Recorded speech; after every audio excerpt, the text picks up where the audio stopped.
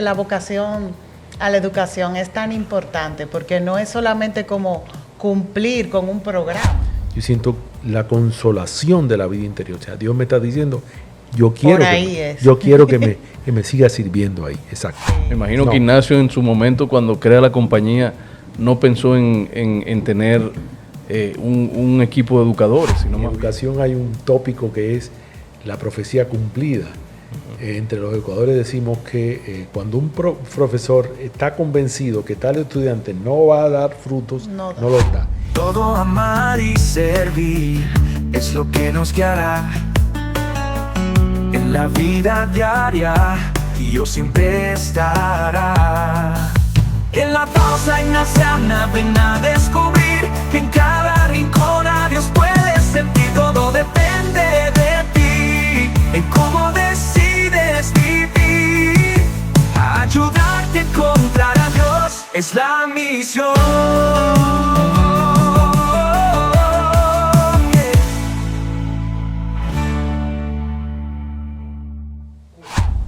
Hola, bienvenidos nuevamente a un nuevo episodio del podcast La Pausa Ignaciana que hemos preparado con mucho amor para ustedes. Así es, Carolina, y en el día de hoy nos acompaña un sacerdote que hemos conocido a través de nuestra experiencia en la espiritualidad ignaciana, y hoy comparte con nosotros en este episodio nuestro querido padre Prudencio Miguel Piña. Es un sacerdote jesuita, cubano-dominicano, porque ya se nacionalizó dominicano, y tiene un doctorado en educación. Pues sin más, padre, ¿de qué vamos a estar hablando en el día de hoy? Bueno, pues realmente la propuesta que les he hecho y que me gustaría compartir con todos los que nos están viendo sería la educación y la espiritualidad ignaciana, o la espiritualidad ignaciana y la educación, porque es la espiritualidad la que conduce al acto de educar, a la rica experiencia de aprender y de formarse. Bienvenido, padre, de verdad. Muchas gracias por aceptar estar aquí con nosotros. No, es un honor y un privilegio. Muchas gracias. La verdad que sí, muchas gracias. Bueno, Carolina. Padre, quisiéramos empezar preguntándole, ¿cómo se dio cuenta usted y en qué momento, verdad, nació esta vocación de educar dentro de su vida?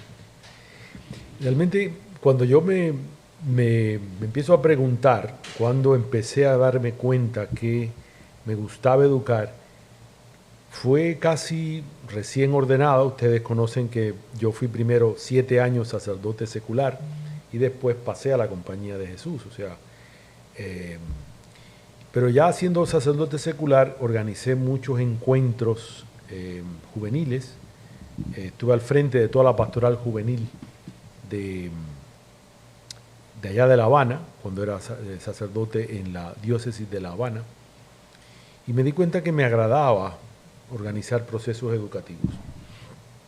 Posteriormente, la Compañía de Jesús, ya siendo sacerdote jesuita, ya con 4 años en la compañía, me envió a estudiar a Colombia una planificación pastoral, y realmente allí me encontré la opción de poder estudiar educación. Se lo solicité a la compañía y después de un intercambio, pues nada, comencé procesos hice una maestría en educación popular en Colombia, en la Universidad Pedagógica Nacional de Colombia. Yo recuerdo que la primera vez que entré a sentarme con todos aquellos maestros que llevaban años, yo tenía en ese momento 41 años. Ya tenía una definición pero cuando me senté con aquellos maestros todos de mucha edad, me di cuenta que aquel era mi lugar. Realmente me sentí como en sintonía con la forma de hablar, la forma de acercarse al conocimiento, a la experiencia humana, la forma de ayudar a crecer al sujeto, era la educación. Desde ese momento ya yo no dudé más, y salvo algún servicio que me ha pedido la Compañía de Jesús, yo he seguido profundizando en educación y profundizando en educación. Siento que la forma de acercarse al conocimiento, de que la persona se apropie del saber, de crear la actitud adecuada para que procese el conocimiento dentro de sí y lo incorpore a su psicología, a su vitalidad, a su manera de situarse en el mundo, que es la esencia de la educación, ¿no? Aportar actitudes para apropiación del saber, para que entonces uno pueda situarse en la realidad y aplicarlo, pues ahí no he dejado de arrepentirme de hacer eso y lo sigo haciendo y lo disfruto. Disfruto enseñar muchísimo y mis estudiantes también, creo. Eso es lo importante. Sí, sí, cómo no. No sé si después que yo terminé los estudios de maestría en Colombia, vine a trabajar aquí en educación en Dominicana y trabajé 11 años en la Pucamaima como profesor de profesores, o sea, en un programa de adiestramiento didáctico y pedagógico para que los profesores mejoraran su condición de clases. Ahí, bueno, pues di clase también tanto en posgrado como en grado, hasta el 2011, donde la misma universidad pontificia, la Pucamaima, me permitió hacer un doctorado. Y lo hice entre el 2006 y el 2011. Hice un doctorado en educación en la Universidad de Murcia, en España. Y ahí terminó un poco el ciclo de formación con instituciones y programas. Ya después uno sigue leyendo, formándose, investigando, etcétera. Muy bien. ¿Y todo eso fue dentro de la compañía o como...? No, o sea, dentro de la compañía de Jesús, claro. O sea, sí, o sea, la compañía acompañó más o menos este proceso de descubrimiento de mi vocación educativa. Quizás en algún momento se sintió desconcertada porque yo tenía 41 años en una trayectoria de párroco, pero cuando vieron la fortaleza de mis convicciones, la riqueza de mis respuestas, no quedó más remedio que... Además, entonces he aprovechado mi experiencia, también dirigí las escuelas radiofónicas Santa María aquí en el país, muy conocidas, durante 3 años y medio. Y bueno, ahora estoy trabajando en el Instituto Superior Pedro Francisco Bonó, dirigiendo el Departamento de Educación Continuada. La compañía ha usado y ha aprovechado de mi saber educativo, mi saber pedagógico, propiamente, y actualmente estoy promoviendo programas dentro de esa universidad. ¿Y cómo la espiritualidad ha hecho en usted que esa vocación, digamos que de servicio, porque al mismo tiempo que es una vocación de educador, también es una vocación de servicio? ¿Cómo usted pudiera decir que la espiritualidad ha contribuido a que esa educación de servicio sea una realidad? ¿Y cuáles aspectos usted entiende que son fortalezas que vienen de eso, de ese, digamos, no quiero llamarlo beneficio, pero sí de ese... exactamente. Sí. La espiritualidad es un diálogo del sujeto con Dios. O sea, la persona percibe que Dios lo llama y le responde. Esa es la esencia de la espiritualidad. No es que uno quiera tener prácticas bonitas, interiores, no es. Hay una llamada potente de Dios al interior del sujeto y el sujeto primero la descubre, después empieza a aprender a dialogar con esa voz, y después que la voz lo va guiando, la guía se vuelve cada vez más intensa y más intensa y más intensa. Y concretamente la espiritualidad ignaciana, como ustedes conocen, como posiblemente conozcan los que nos están escuchando, es una espiritualidad, es una mística de servicio. O sea, hay otras místicas más esponsales, como las místicas carmelitanas, que son más de perderse en la infinitud de la grandeza divina, y en esa infinitud encuentra el gozo de Dios. En el caso de la mística ignaciana, de la espiritualidad ignaciana, es una mística eminentemente servicial. O sea, sí, o sea, el servicio se vuelve como una instancia del encuentro con Dios. Dios nos inspira para servicios específicos, nos toma de la mano y nos está diciendo, necesito que me ayudes a este servicio o a este servicio. Así. Te he formado, en el vientre de tu madre, te he guiado para que hagas este tipo de servicio. Entonces, la pregunta suya, Fernando, de cómo la espiritualidad la ha llevado a la... Pues fue conformando este diálogo interior con Dios. O sea, Dios me fue pidiendo más y lo que me pedía era una preparación en herramientas de crecimiento humano, específicamente del conocimiento de aprendizaje, y yo sentía que cada vez que profundizaba en eso me sentía más a gusto y los demás, los que me acompañaban, lo aprobaban. Entonces, el servicio educativo, el servicio formación, está inspirado por la espiritualidad ignaciana. Cuando yo me siento delante de Dios y yo le pido, ¿qué quieres de mí?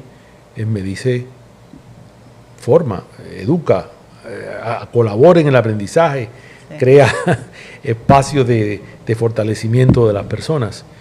Y ahí es donde se fragua en mí un camino de crecimiento espiritual. Cada vez que yo ayudo a grupos humanos, a personas, a aprender mejor de sí mismo y del entorno, a situarse mejor en la sociedad, yo siento la consolación de la vida interior. O sea, Dios me está diciendo, yo quiero que me siga sirviendo ahí. Exacto. Sí. Y esa consolación permanece, perdura en el tiempo, que es lo que nos da como la certeza de que estamos caminando hacia la voluntad de Dios, lo que Dios quiere para mí. Yo te voy a poner una imagen. Cuando yo me siento en la mañana en el sagrario y empiezo a hacer mi oración de la mañana, que dedico en eso un tiempo, 40 minutos, media hora, dependiendo a veces de las condiciones mismas de... lo que yo siento que Él me pide es, vete a formar, vete a educar, vete a ayudar a las personas a que sean mejores seres humanos a través del saber y del conocimiento. Yo no sé si respondí tu pregunta. Sí, no, estuvo bien específica. Yo siento, padre, que eso de la vocación a la educación es tan importante, porque no es solamente como cumplir con un programa, sino que, como usted ha mencionado aquí, que nosotros nos aseguremos de que la persona está asimilando ese conocimiento y que lo puede llevar a la práctica, que realmente le sirva para ponerlo en práctica. Para mí ese es el gran paso, o sea, el plus que se busca en un educador. Y yo siento que mucho de lo que nosotros como personas, como estar conectados con la vocación de Dios, en lo que Dios quiere para mí, su voluntad, es lo que nos lleva a no quedarnos aéreo y decir, estoy cumpliendo con este programa y sí, ya, sino como asegurarme que realmente está dando frutos en alguien. Yo puedo transformar. Hay algo que ocurre con los seres humanos. Cuando todo ser humano se acerca a nosotros, nos está preguntando y nos está pidiendo, ayúdame a situarme en el mundo. Todo ser humano quiere saber situarse en el contexto donde está. Tiene un hambre de no meter la pata, de no errar, de entrar en el tejido humano y allí ser significativo. Y eso todo educador tiene que comprenderlo, y sobre todo si un educador está inspirado por Dios, todavía lo comprende mejor. O sea, los seres humanos que se acercan, que estudian, te están diciendo, enséñame a situarme mejor en el tejido humano, en las relaciones humanas, enséñame a enriquecer la sociedad, a enriquecer los que se relacionan conmigo, enséñame a ser mejor, enséñame a ser más. Es el Maggi ignaciano, ¿no? Correcto, así es. Y si algo enseña al Maggi ignaciano, o sea, a la excelencia, a dar lo mejor, es los procesos educativos. Realmente me preguntabas hace un momento tú, ¿cómo se relaciona la compañía y la educación? Y yo te decía, bueno, el primer pensum, el primer currículum que emerge en la historia de la humanidad es de la Compañía de Jesús, el Ratio Studiorum. Lo hicieron los primeros jesuitas, crearon un campo, unas materias, unas asignaturas, y porque lo que existía antes para la educación de los jóvenes y de los que era propiamente, se incorporaban a los seminarios, a las formaciones de los sacerdotes o monjes, y ahí aprendían, guiados por otros monjes. Fue la Compañía que se dio cuenta que se empezaban a acercar personas que necesitaban una estructuración fuera del ámbito monacal y fuera del ámbito de los seminarios. Entonces creó un programa de estudios que realmente es impactante, es un referente que fue muy completo, y los primeros centros educativos ya con cierta autonomía de las universidades, seminarios, sobre todo para jóvenes que venían ya, en ese momento había una gran cantidad de jóvenes que venían de la burguesía emergente, ¿no? Ya no eran nobles, venían con deseos de aprender. Entonces la Compañía crea esos colegios y aparecen los primeros jesuitas con vocación a la educación, y desde ahí, desde el siglo XVI, no se ha detenido. Hemos seguido creando centros educativos, universidades, formando sujetos. Y qué interesante, porque el objetivo de la Compañía en un principio nunca fue la educación. Me imagino que Ignacio en su momento, cuando crea la Compañía, no pensó en tener un equipo de educadores, sino más bien... No, era evangelizar. Era evangelizar el objetivo. Claro, pero cuando empezaron a solicitar que jóvenes se incorporaran a los programas de la formación de los jesuitas, nos dimos cuenta que no encajaban exactamente con formación a sacerdocio, necesitaban otros estilos de formación, otros campos del saber, otros fortalecimientos, otros conocimientos básicos, y entonces fue que nació esta vocación a la Compañía. Dos cosas han tenido siempre la Compañía, dos grandes campos, que es la educación y la espiritualidad. Así es.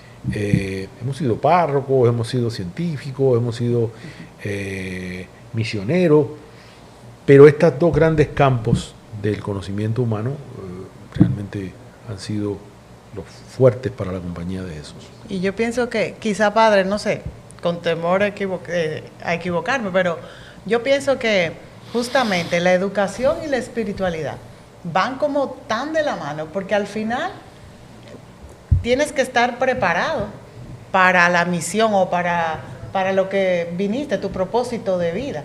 Y entonces solamente conectando en espiritualidad te vas dando cuenta en qué áreas tienes que ir mejorando y formándote para poder cumplir con ese propósito con el que te sientes conectado. Sí. Entonces yo creo que por ahí viene mucha esa parte de ver qué necesita Dios para mí, qué quiere que yo haga, cómo le sirva, y qué necesito yo de este lado para poder hacer mejor ese trabajo. Y no solamente es espiritualidad, sino capacitación. Ajá, excelente. Sí, yo pienso que sí. Y padre, ¿cómo podemos decir que el estar en esta vocación de educador le permite servir a Dios? O sea, si yo le dijera, ¿cómo usted siente, verdad, su servicio a Dios a través de la educación? ¿Qué usted nos pudiera decir? Bueno, ya un poco he hablado de esa incidencia en la conformación del sujeto, ¿no? Actualmente yo me he ido especializando en un campo del saber pedagógico, que es la psicopedagogía dedicada a la convivencia escolar. En el 2007, que yo les dije que estaba haciendo una maestría, una investigación para doctorado, Sí. en educación con la Universidad de Murcia. Propiamente en el 2007 ya había empezado el padre Chepe. Yo estaba trabajando con el padre Chepe en el Centro Belarmino, en un programa en el 2007 hubo un fenómeno en Santiago, que crecieron bandas violentas en las comunidades de la periferia suburbanas. y alguien le pidió al padre Chepe que hiciera un programa de manejo de violencia escolar. Él me convocó a mí y a otros profesionales cercanos al Centro Belarmino y escribimos y empezamos a practicar un programa. Actualmente existe el programa, se llama Holy Pass, para ayudar a los jóvenes a manejar la violencia escolar. Eso fue en el 2007. ¿Cómo se llama? Holy Pass. Holy Pass. Se llama Holy Pass. El programa realmente todavía está vivo, está aplicándose. De hecho, el Ministerio de Educación ahora le ha dado un reconocimiento en estos días. Ya lleva muchos años, del 2007 al 2024. Así es. Pero bueno, ya eso está en manos de otros profesionales, lo han ido creciendo, ha ido evolucionando, se ha ido encarnando. Pero ese programa fue la base de la investigación en mi doctorado, en el 2011. Y a partir de ahí profundicé en las temáticas y al regresar he seguido investigando los temas. Actualmente estoy haciendo una investigación con el ISFODOSU, la Universidad Pedagógica Nacional de aquí del país. Estoy montando un programa de observatorios escolares de convivencia. Son pequeños grupos de docentes que en cada centro educativo, de momento tenemos solo 10, se forman para atender y cuidar la convivencia escolar, poder superar la violencia que ocurre en su tejido escolar. He ido profundizando el tema de la violencia escolar, lo hemos ido llamando convivencia escolar, por supuesto. No solamente hice el doctorado, he hecho otras investigaciones, creé este programa que está ahora dependiendo del Instituto Superior Bonó. Y realmente estamos tratando de incidir positivamente en los centros educativos. Acabo de participar en un seminario internacional de convivencia escolar en Temuco, en Chile, que por cierto me aceptaron en una red de profesionales que se llama Red Latinoamericana de Convivencia Escolar, donde hay investigadores, académicos que trabajan esta red como en 17 universidades de América Latina. De momento yo estoy como educador, aspiro a que el Instituto Bonó, con todos los programas que estamos creando, se incorpore como institución a esta red. Tratando de responder a tu pregunta, lo que estoy es mi ilusión, y cuando incluso por la mañana rezo, es poder incidir de manera positiva en los tejidos escolares y que la violencia de las relaciones escolares, los sistemas escolares a veces son violentos, cuando son muy estructurados y muy jerárquicos, emerge una violencia que el docente y los estudiantes la sienten y reaccionan con fuerza. Entonces, cuando hay violencia en una escuela es porque no es un estudiante violento. Todo el sistema está haciendo presión sobre sus miembros y estos reaccionan con violencia. Claro, provoca eso. Entonces, estamos con estos programas y esto es por donde yo siento que Dios me está llevando, ¿no? A incidir positivamente en este campo. ¿Y esos programas son enfocados a la parte del estudiante, o sea, la relación estudiante-profesor, o también influye también en la familia, en el entorno de las personas, no solamente del educador, sino también de los estudiantes? Sí, en todo el ámbito. Se incide en los estudiantes, en las relaciones profesorales, en las relaciones estudiante-maestro, en las relaciones escuela-familia. Intentamos ir incidiendo y ampliando. La verdad es que cada escuela tiene su personalidad, su know-how, su identidad propia. Y intentamos entrar en esa identidad propia de cada centro educativo y ahora mismo estamos haciendo en el mismo Bonó una alianza con la Oficina de Prevención de Abuso Infantil. El día 10 de diciembre tenemos un seminario de un día para educar a maestros, orientadores, directivos, psicólogos en la prevención de abuso infantil para ambientes escolares. Lo estamos preparando para el día 10 de diciembre. en el Instituto Loyola. Aquí en el Colegio Loyola. En el Colegio Loyola. Sí. Colegio Loyola, sí. El 10 de diciembre. 10 de diciembre, sí. Importante. Ahí eso está abierto para... Está abierto, hay una inscripción que estamos mandando. Ya a partir del lunes empezaríamos a mandar a través de Instagram, del instituto. Mandaríamos para que... Pero realmente está ligada, porque parte de las manifestaciones de violencia escolar actuales son de incidencia sexual. O sea, hay una entre muchachos, pero también entre profesores y estudiantes. El tema es muy delicado y se siente a veces una impotencia en el sistema educativo de cómo cuidar estas cosas, estas prácticas que son muy culturales. No, y la realidad es que ahí es donde incide la parte, yo digo, fuerte de la formación, en donde crear un sistema que ese tipo de actitudes o de actividades pues la podamos controlar, porque tal vez no es eliminarla, sino exacto, poder tener herramientas que nos permitan controlar y manejar ese ambiente que se da en las escuelas y en cualquier centro educativo, puede ser a todos niveles, no tiene que ver con volvamos a la espiritualidad. Exacto. Los sujetos son violentos porque no saben manejar la violencia que tienen dentro. Exactamente. El diálogo interior con el sí mismo, con lo que llevan dentro, con todo el universo de imágenes, de experiencias, de historias vividas, a veces es un cúmulo tan grande que no saben procesarlo. Entonces es donde la misma espiritualidad ignaciana podría ayudar a que el sujeto se pueda leer a sí mismo como un texto vivo y se lea con calma, se lea con armonía, se lea que se perciba en su emocionalidad, en su formación psicoemocional y se perciba con calma y como dije hace un momento, y que pueda entonces descubrir la voz propia de él y después la voz de Dios debajo de la voz de él. Así Exacto. es. Y yo pienso, yo no sé mucho de eso, padre, pero creo que mucho tiene que ver con que realmente para uno educar, debe haber una vocación para educar.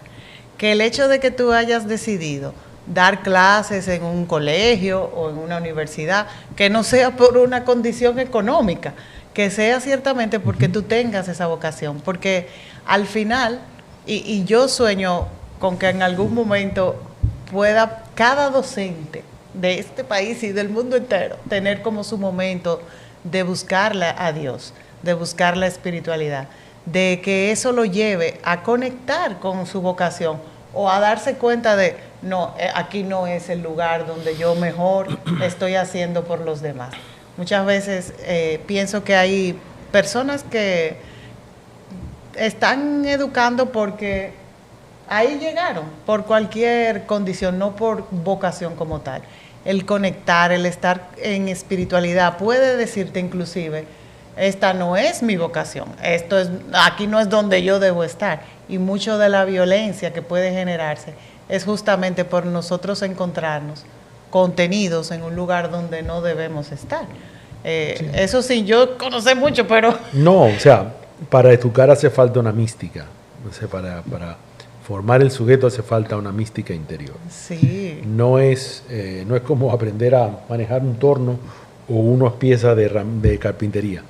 Es acercarse a un misterio que está frente a mí y tocarlo con delicadeza. O sea, tú estás frente a estudiantes que están llenos de misterio, porque el mismo... Entonces, tú te acercas y la manera como tú los tocas interiormente es como ellos reaccionan.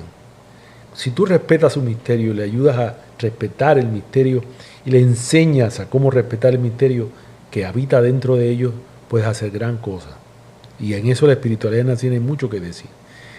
Aprender a tocar el misterio del ser humano, aprender a que esas personas amen sus misterios y los hagan, dialoguen con él, los hagan enriquecer su entorno. Conecten con y conecten con otras personas, otros misterios, otras formas de estar. Realmente es valioso, es importante. Pero hay una mística para ser educador. Pero hay un punto importante, porque no todas las escuelas o no todos los colegios son colegios católicos, no son colegios que practiquen espiritualidad ignaciana. ¿Qué usted les recomienda, por ejemplo, a esos educadores o esas plataformas que no necesariamente están dentro de una espiritualidad ignaciana de conocimiento, que pudieran tener ese conocimiento interno para darse cuenta de su vocación? ¿Qué opciones hay? Porque la realidad es que lamentablemente cada día, por ejemplo, los colegios católicos, yo estudié en un colegio católico, y cada día el asistir a la misa ya no se hace algo obligatorio, sino algo, digamos que opcional. Y yo siento como que hace falta un poquito, no de obligatoriedad, sino de entender esa mística que usted mencionaba y el beneficio que me trae esa mística, para que a través de eso yo diga, sí, quiero participar de eso. Fue una pregunta muy amplia. Sí, ¿qué le diría a educadores de distintos medios para, supongo que sea para tratar al ser humano actual, ¿no? Correcto. Desde su propia vida y de su vivencia y lo que hay detrás, claro, sin tener ni siquiera una base de conocimiento espiritual. A ver, se están acercando a personalidades cargadas de imágenes. No me refiero solo a las imágenes, aunque claro, son muchas las que perciben en los teléfonos y en las computadoras. Esas imágenes y otras de vivencias partidas y rotas, no completas, por lo que fuere. Actualmente hay una carencia de conformación del sujeto propiamente. O sea, el sujeto se está formando mal, termina mal el conocimiento de sí mismo. No dedica demasiado tiempo a conocerse a sí mismo, y por tanto hay padres que educan a los hijos sin enseñarlos a conocerse a sí mismos propiamente, sin dedicar tiempo a conformarse como seres humanos desde dentro de sí. Entonces, lo que le diría a esos profesores: tengan conciencia que esos muchachos que están frente a ustedes están llenos de imágenes rotas, partidas, deshacidas, desconectadas, que pertenecen a un tejido social en crisis, en conformación, que a veces no se entienden siquiera a sí mismos, que cuando los retan en su autoridad o en sus relaciones, lo que están haciendo en alguna manera es pidiendo ayuda para ser comprendidos, para ser integrados, para ser respetados, para entender la marabunta que tienen dentro, que no es fácil de comprender. Entran imágenes, experiencias, frustraciones, y no tienen tiempo para procesar. Denle espacios para procesar todo lo que llevan dentro. Denle herramientas para procesar lo que llevan dentro. Mírenlo con esperanza. En educación hay un tópico que es la profecía cumplida. Entre los educadores decimos que cuando un profesor está convencido que tal estudiante no va a dar frutos, no los da. Y cuando está convencido que va a dar frutos, lo da. Y es un tópico entre nosotros, pero es bastante real. ¿Cómo usted lo mencionó? ¿Profecía? La profecía cumplida. Sí. Es un tópico bastante real, pero digo, bastante común, pero es real. O sea, sí. Cuando mires a un muchacho, que intentes tú, lo ubiques dentro de un tejido roto y partido, información en desarticulación, trata de ver con esperanza su conformación. Espera en él, que esa esperanza en su calidad va a dar fruto. Bueno, padre, yo estoy oyéndolo a usted y me da mucha emoción, de verdad, porque y voy a tomar esas palabras para mí. Voy a mirar todo esto con esperanza, como que al igual que usted, haya muchos docentes que tengan ese mismo... esa misma mirada. Sí, porque de verdad, yo particularmente a veces me siento desesperanzada en ese ámbito. Hay mucha presión sobre los docentes. También hay que mirarlo con confianza de que darán su fruto, ¿no? Y darán están bajo mucha presión. El docente está bajo mucha presión.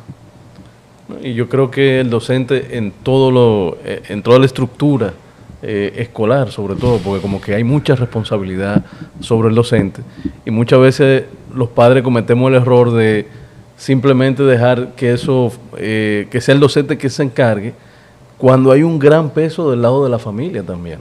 O sea, Sí, esto debe sí, ser sí. un trabajo en equipo. Sí. No debe ser un trabajo donde yo digo, bueno, el padre Prudencio que resuelve y punto. O sea, si el muchacho es malcriado en el colegio, ¿por qué el padre Prudencio lo está dejando que sea malcriado? Sí.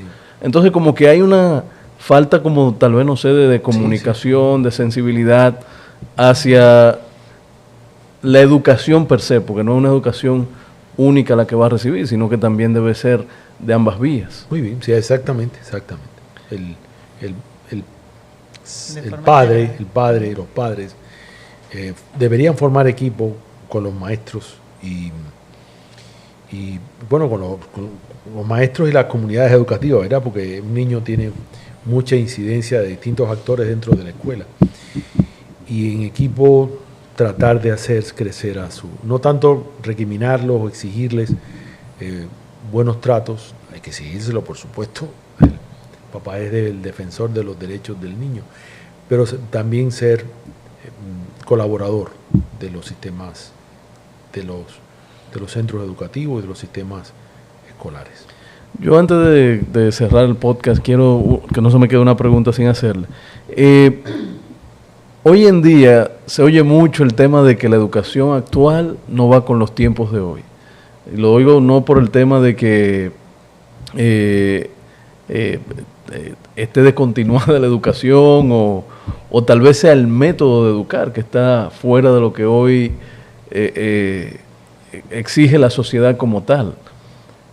¿Qué usted piensa de eso? ¿Realmente está hoy en día el método de educación actual desfasado al ritmo que va la vida o realmente no es un tema de método, sino que hay algo más detrás de esos comentarios que no sé hasta qué punto sean ciertos o inciertos, pero usted que está en ese mundo inmerso, ¿qué no puede orientar en ese tipo de aseveridades que se vienen haciendo? Es un campo grande. Sí. La pregunta lleva a muchas respuestas.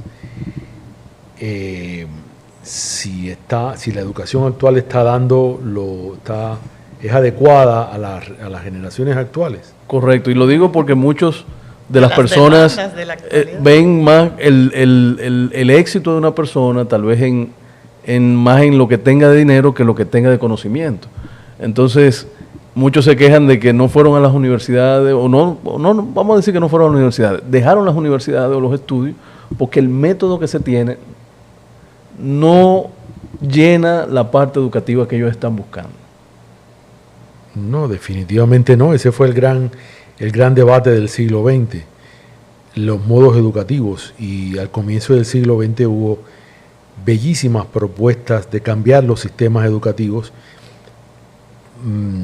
que intentaron incidir en el sistema, pero el sistema es más fuerte, el sistema está en crisis desde finales del siglo XIX.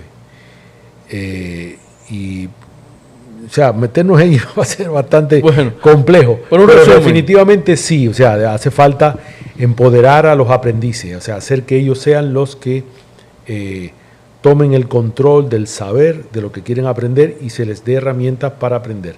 Y creo que la inteligencia artificial actualmente va a cambiar esa interacción. Va a ayudar a que las personas se empoderen mejor del saber y del conocimiento. O sea, confiar más en los estudiantes, en que ellos por sí mismos pueden conformar sus conocimientos y prepararse mejor para la vida, y que los maestros sean, en vez de controladores, colaboradores en ese proceso.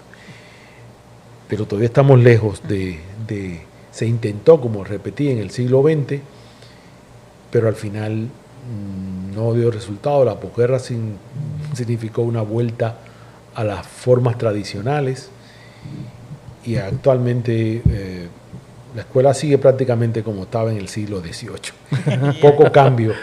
Es la inteligencia artificial increíble. Después de la Ilustración, la escuela apenas ha cambiado. Estamos hablando del siglo XVIII. apenas ha cambiado, casi sigue igual que como la Ilustración la dejó, dividida en materias y con poquita cosa. Y como dije, repito, intentamos cambiarla en el siglo XX, pero no se pudo. Yo creo que la inteligencia artificial y los medios, los recursos digitales son los que la van a cambiar al final. Ojalá que para este cambio no se pierda la interioridad, la espiritualidad, que los sujetos, además de interaccionar con los medios digitales, puedan seguir interiorizando el conocimiento y el saber para integrarse como seres humanos. Y sería interesante eso, tú tener conocimiento, autoconocimiento de ti, para estas herramientas que hoy en día tenemos, poder utilizarlas de beneficio propio. Que al final yo creo que es lo que va a dar el resultado que realmente se quiere. Bien. Vale. Pero este podcast ha sido demasiado chévere, padre, de verdad. Me han pasado emociones aquí que hasta mi lagrimita solté. No, yo soy un apasionado de la educación, mis compañeros me conocen y saben. Y lo pudo transmitir porque así lo sentí. Sí, así mismo es, de verdad que sí. Pues gracias por invitarme y nada, ojalá que este diálogo saque provecho para muchos. Yo creo que sí, que así será. Bueno, pues agradecerle otra vez, padre, por su tiempo. Espero que le haya pasado bien con nosotros bien, aquí. Sí. Y vendrá otras veces también. Sí, claro que sí, la vamos a invitar a nuestros próximos episodios. Bueno, pues vale, gracias. Bueno. Bien, pues les recordamos que nos sigan siempre en nuestras redes, en nuestro canal de YouTube y en Spotify. Todo amar y servir es lo que nos guiará en la vida diaria, y yo siempre estará. En la pausa ignaciana ven a descubrir que en cada rincón a Dios puedes sentir. Todo depende de ti, en cómo decides vivir. Ayudarte a encontrar a Dios es la misión.